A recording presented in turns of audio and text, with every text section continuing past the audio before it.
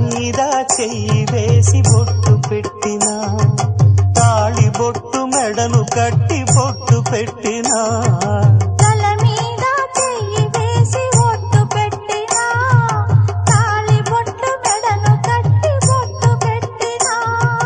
సన్ని కళ్ళు తొక్కినా సప్త పదులు మెట్టినా సన్ని కళ్ళు తొక్కినా సప్త పదులు మెట్టినా మనసు మనసు కలపడమే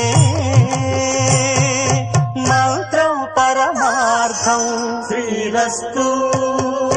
శుభమస్తు శ్రీరస్తు శుభమస్తు